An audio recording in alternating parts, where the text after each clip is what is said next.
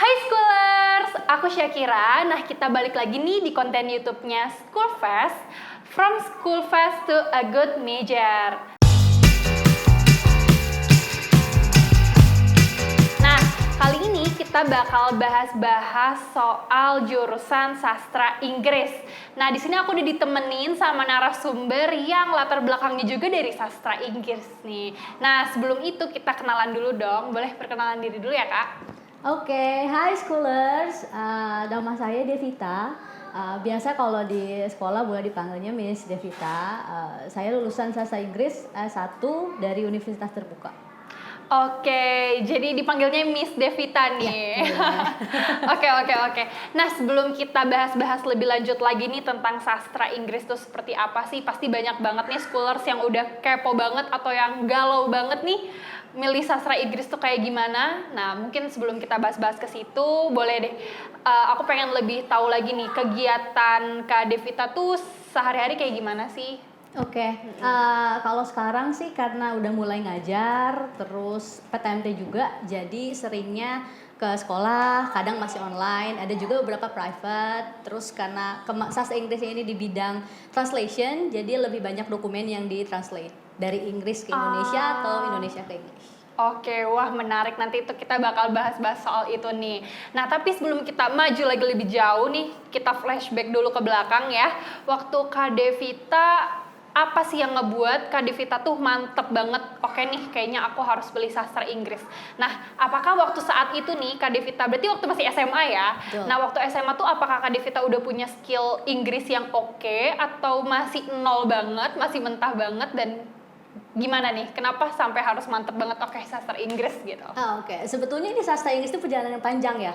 Karena dulu sempat les, tapi mau jurusan sastra Inggrisnya sendiri itu prosesnya lumayan panjang. Saya sempat masuk juga ke salah satu universitas swasta di Bandung, jurusan lain. Ternyata setelah masuk tidak sesuai passion. Jadi akhirnya masuklah ke UT ini. Masuk ke UT ini pun juga karena kebetulan saat itu pembelajaran sudah dimulai. Jalur mandiri sudah ditutup, jadi cari universitas yang masih available adanya di UT. Oke, wah schoolers berarti ini harus di note banget ya kalau passion itu penting banget ya ternyata. Nah, kalau misalnya selama Kak Devita kuliah gitu ya, apa sih yang pelajaran-pelajaran yang Kak Devita dapat dan meaningful banget nih buat saat ini? Sebetulnya kalau dari saya sendiri pribadi, karena UT ini based on online learning, jadi full online semuanya, saya kurang dapat sosialisasi yang interaksi sosial sebetulnya. Karena jauh sebelum pandemi kita belajarnya udah online. Kalaupun ada tatap muka itu hanya 1 kali atau hanya 3 kali dalam semester gitu. Jadi semuanya full online, tapi karena sudah ada webnya, sudah ada aturan-aturan selama 1 semester itu, jadi tinggal ngikutin aja. Oke, berarti selama Kak Devita kuliah ini berarti semuanya online ya? Online, tapi sesekali aja gitu tatap mukanya? Tatap mukanya ya. Sekali kayak gitu. Berarti gimana sih cara belajarnya Kak Devita gitu kan, membagi waktu saat kuliah dan di rumah kan berarti memang harus ada yang diulang kembali gitu ya di rumah. Karena kan sastra Inggris ini juga apa ya, dibilang susah-susah gampang gitu ya. Mungkin gimana nih tips and triknya mungkin buat schoolers, apakah harus menghafal atau membaca atau menulis mungkin atau gimana? Ya, sebetulnya kalau tips and tricks sih karena saya suka ya, jadi apapun yang kita suka pasti lebih gampang untuk dimulainya. Terus karena ini UT ini jarang sekali orang belum tahu, padahal ini PTN negeri. Oh, termasuk PTN juga ya? Termasuk PTN ya. Terus jadinya harus sering-sering lihat modul, sering-sering lihat jadwal, kapan harus upload tugas, kapan ada video pembelajaran. Kalau kita stick on that, pasti hasilnya aman selama proses perkuliahan. Oke, nah kayaknya tadi pertanyaan aku yang awal belum sempat terjawab nih. Aku tuh kepo banget nih, mungkin schoolers juga di sini masih ada yang galau nih, karena mungkin kan banyak dari kita yang waktu itu masih SMA tuh masih nol banget nih tentang menguasai bahasa asing, terutama bahasa Inggris. Padahal kan bahasa Inggris juga termasuk bahasa internasional, betul ya Kak? Nah, waktu Kakak sebelum masuk kampus ini gitu, sebelum mempelajari sastra Inggris, apakah Kakak udah menguasai bahasa Inggris belum sih? Atau Kakak aduh nggak ngerti banget gitu loh? Karena saya suka sebetulnya, terus sempat les juga Oke. beberapa tahun di lembaga bimbel. Jadi emang untuk English sih lumayan di atas rata kali ya sebelum masuk kuliah. Jadi pas pembelajaran pun nggak begitu susah untuk ngikutinnya. Tapi jangan khawatir kalau teman-teman schoolers yang masih nol misalkan bahasa Inggrisnya, karena di UT ini dosen-dosennya baik, biarpun online. Jadi nggak usah khawatir, ikutin aja. Buku-bukunya pun juga nggak full English kok. Oh gitu, jadi memang tetap aja ya, walaupun kita udah masuk ke jenjang yang lebih tinggi lagi yaitu perguruan tinggi, tapi tetap ya belajarnya dari basic gitu. Dari basic ya. Apalagi Tetap semester dari 1 itu masih kayak reading one, terus masih yang satu-satu. Nanti kesananya makin tinggi, udah mulai grammarnya udah mulai mendalam. Oke, nah kalau menurut Kak Devita nih, apa sih hal yang paling banget menarik dari sastra Inggris?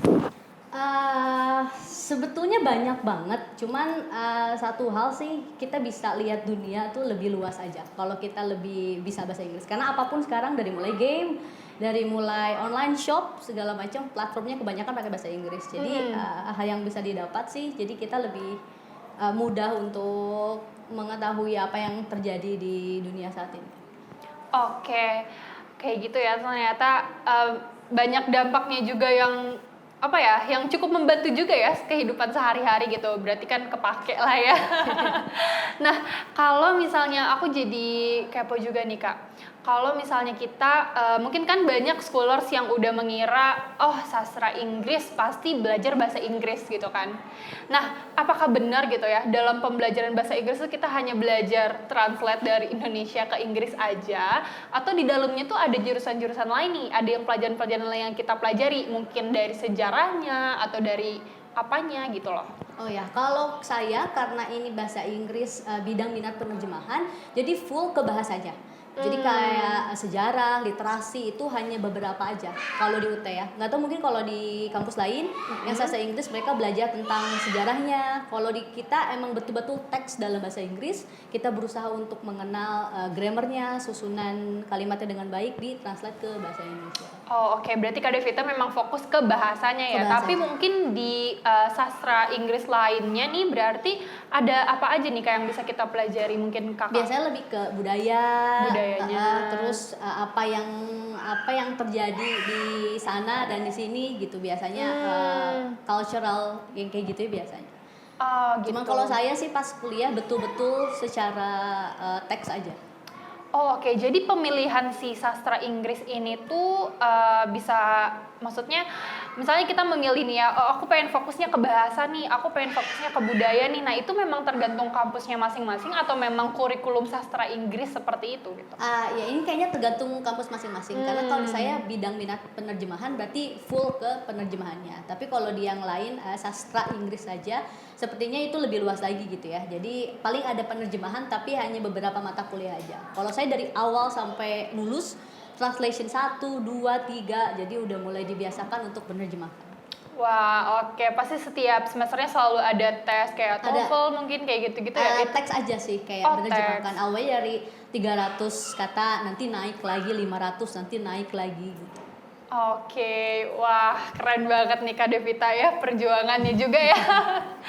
Nah oke Kak Devita, tadi kita udah bahas hal yang paling banget menarik dari sastra Inggris, hal yang emang Kak Devita passion gitu ya, maksudnya ya yang enak-enaknya gitu ya. Nah, aku jadi kepo nih, ada nggak sih hal yang menurut Kak Devita itu aduh susah banget nih di sastra Inggris? Oh ya. Aduh aku jenuh nih di sastra Inggris. Nah, apa sih hal yang gak enaknya gitu supaya scholars juga mengantisipasi? Ya, mungkin disclaimer dulu ya, bukan sastra Inggris secara general, tapi sastra Inggris bidang minat penerjemahan, karena kita penerjemahan teks gitu kan, dan di sastra Inggris ini ada sword translation, jadi ada orang yang menerjemahkan bahasa-bahasa hukum tertentu, itu hukum atau kedokteran gitu. Jadi otomatis kita pun harus mendalami hal itu. Jadi ada ujiannya lagi. Jadi paling istilah-istilah baru di kedokteran, istilah-istilah baru di hukum, di pemerintahan kita harus tahu. Jadi bahasa Inggris itu lebih luas. Oke, nah mungkin kan sekarang kita biasanya tuh selalu mengandalkan Google Translate gitu kan ya, atau mungkin dari ya buku-buku atau dari mana gitu ya. Nah menurut Kak Devita nih, sebenarnya kita tuh kalau untuk menerjemahkan bahasa Inggris dengan benar, uh, itu tuh lebih lebih apa ya? Lebih betul tuh kita harus melihat di mana sih gitu. Oh ya, sebetulnya fungsi bahasa sendiri kan yang penting kita mengerti ya lawan bicara kita. Jadi nggak perlu terlalu kaku bahasanya, yang penting bisa dipahami, tujuan kita tercapai, ya itu sah-sah aja sih. Mau mengikuti berbagai macam jenis menerjemahkan, itu bebas bisa diambil. Yang penting lawan bicaranya bisa mengerti dengan baik. Oke, jadi memang kita juga harus paham dulu basicnya ya. Mungkin kayak bahasa Inggris itu kan banyak banget nih grammarnya, terus tensesnya, banyak banget ya yang harus kita bener-bener hafal gitu ya. Berarti memang sastra Inggris ini menghafal gitu ya? Iya, bisa dibilang bisa. Tapi kalau udah keseringan jadinya otomatis aja. Oke, wah seru banget nih. Kayaknya kalau kita ngomongin soal lingkungannya juga mungkin Kak Devita sama teman-teman juga komunikasinya udah terbiasa ya. Harus dibiasakan gitu ya. Harus dibiasakan. Dan karena bahasa Inggris itu learning by doing, jadi harus sering-sering dipakai aja. Wah, not banget tuh learning by doing ya, scholars.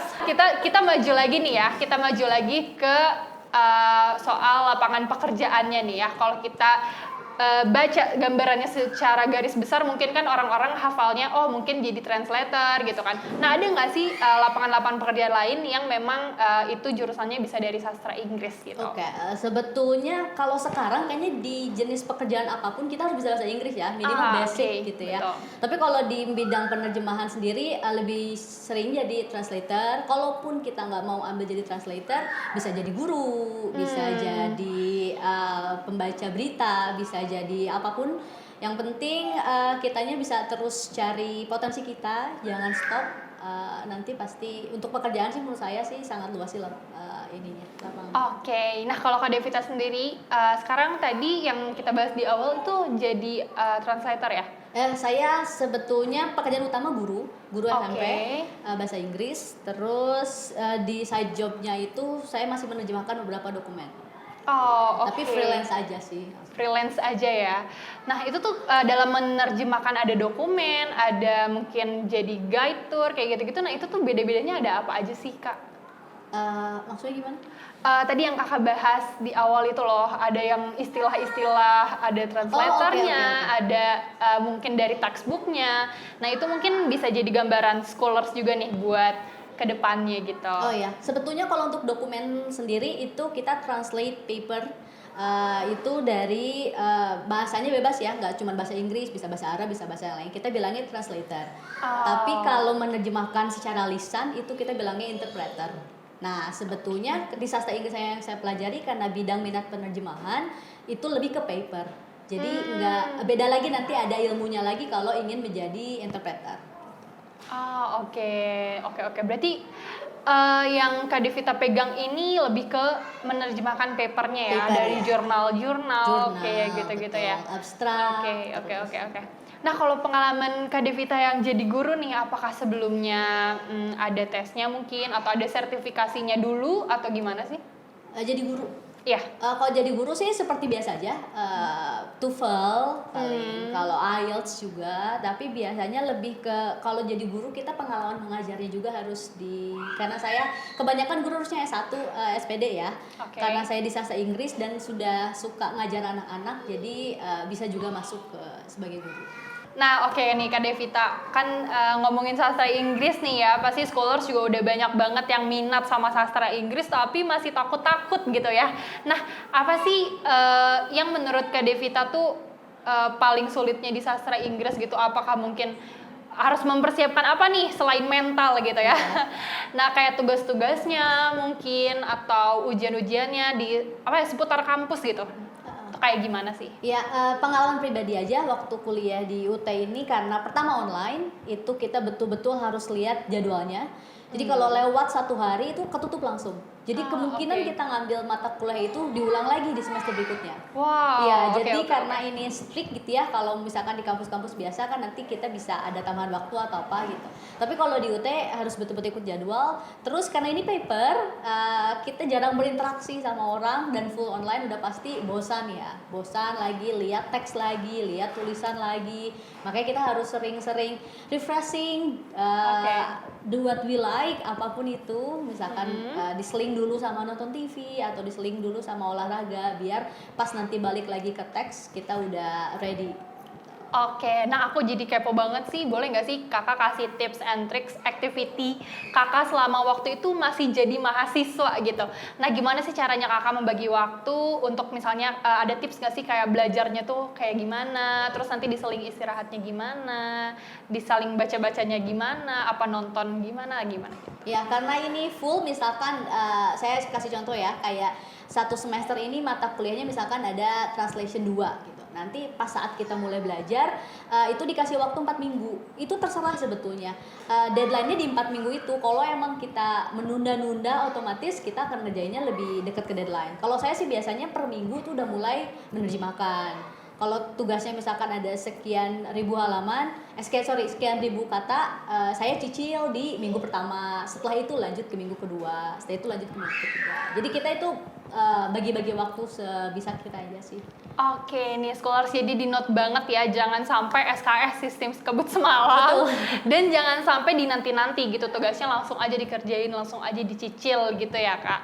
Oke, nah tapi nih kak, gimana sih kalau misalnya apa ya, mungkin lebih ke kakak udah sempat ketemu teman-teman di kampus juga nggak sih? Udah sempat Ya, sempat. walaupun online tapi udah sempat ketemu kan ya? Betul, sempat ketemu dosen juga ada beberapa kali, apalagi untuk mau deket-deket ujian tuh kita hasil terjemahan kita disunting nanti sama dosennya, dilihat apakah ini sudah natural atau kaku seperti Google Translate tadi gitu. Karena kita kan biar bagaimanapun kita manusia ya gitu, jadi bisa lebih fleksibel dan hasilnya pun pasti beda gitu antara machine translator sama human translator.